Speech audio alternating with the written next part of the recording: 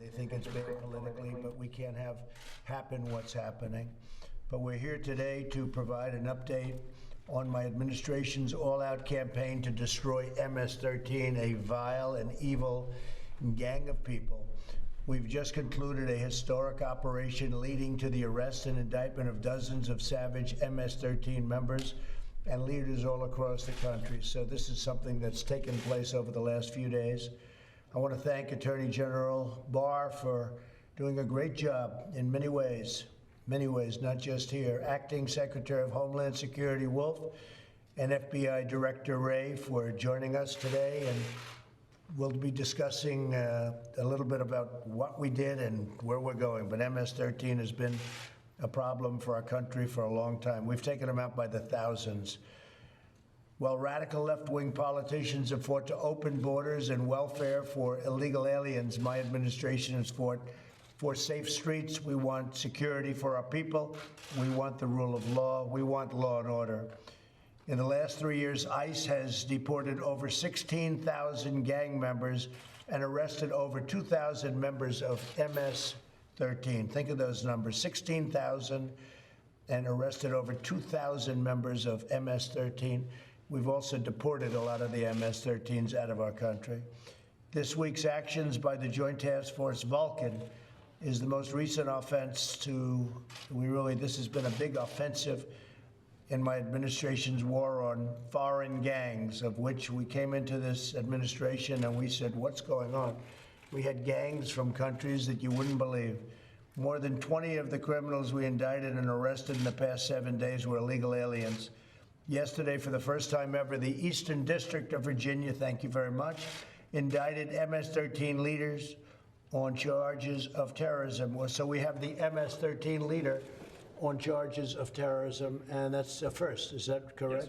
Yes, Mr. We're using terrorism, which gives us extra strength. In New York and Nevada, 21 MS-13 members and leaders have been indicted on charges including murder, kidnapping, and drug trafficking. The DOJ has also announced that it will seek the death penalty for a bloodthirsty MS-13 leader responsible for the despicable killing of 7 Americans, including 2 teenage girls. Over the past few days, the DOJ and DHS have made several arrests at high levels in these cases, including several immigration arrests. And I want to thank Chad Wolf for working along with the FBI and with the Attorney General. They've worked very closely together at the border. And the border, as you know, is setting new records for allowing people in that are allowed to come in, allowing people in illegally. We believe the monsters who murder children should be put to death.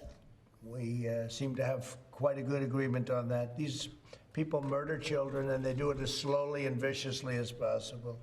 We will not allow these animals to terrorize our communities, and my administration will not rest until every member of MS-13 is brought to justice.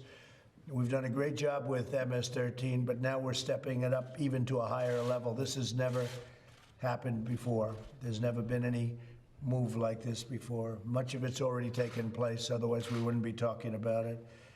So when Biden and the radical left want to open borders for MS-13 and others, we want strong borders. We want, as I've said, we want borders. Without borders, you don't have a country, and we have a great country, and it's coming back stronger than ever, from job numbers to every other number. It's coming back stronger than ever before. So we're going to have a great third quarter. We're going to have a great fourth quarter, and next year is going to be one of the strongest years economically we've ever had. So I'm going to ask AG Barr to say a few words about the MS-13 and what we've done and what we're doing and where we plan to go. And next week we're going to have, I think, a very exciting news conference, because we're going to be talking about some of these cities where the Democrats running them have just lost control of the city. So that'll be very interesting. Bill, please. When I came into the department as Attorney General, the President made it clear that one of his top priorities to reduce violent crime in the United States was to destroy MS-13 in the United States. And what we've been in here discussing with the President is part of that effort, which is a Project Vulcan, or Task Force Vulcan, which is targeting the higher level players in the MS-13 operations in the United States. MS-13 is somewhat unique in this sense. They have the street savagery that you would see in a gang. It is not driven by commercial interests, the way, for example, the mafia traditionally was. It's about honor of being the most savage, bloodthirsty person you can be and building up a reputation as a killer. So this is, in some ways, is a death cult. And then they use the terror that they cause by their savagery to extort. And they've gotten increasingly into human trafficking and now narcotics trafficking. But that's a sidelight to some extent to their basic purpose, which is violence and terrorizing people. Also, unlike a street gang, they're highly organized as a transnational organization. They operate with hierarchy, with programs. They call them programs. Think of it as a crime family, essentially. And then under each program, they have different cliques. They have programs and cliques operating in the United States. While their center of gravity is in Central America, there are thousands that have come into the United States illegally. They're virtually all illegal aliens. They come in now, although it's harder to get across the border, but traditionally they've come across the border into Houston and then fanned out across the United States into different centers of activity. Today, we were talking with the president about 3 actions we took. Melgar Diaz was indicted in the Eastern District of Virginia. First time we've used terrorism charges against a member of MS-13. He was responsible for activities in 13 states, 20 cliques in the United States. He was also the person who would greenlight assassinations in the United States. The orders come from El Salvador, or the request to assassinate people go down to El Salvador, and he would greenlight the hit. We also took down, this was an HSI case in Las Vegas. We took down the Hollywood clique, which operated not only in Nevada, but also in California and in the Eastern District of New York, again, Long Island. And we took down 21 members and the leadership of that organization. And then finally, these are the New York indictees.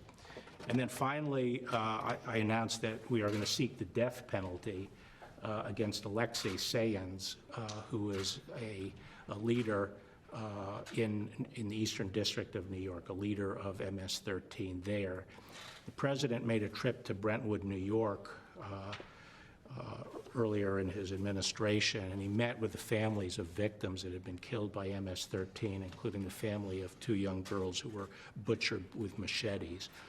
And the person that we are seeking the death penalty against was involved in those murders, as well as the murder of 2 African Americans who they just saw on the street and thought they were from a rival gang and just butchered.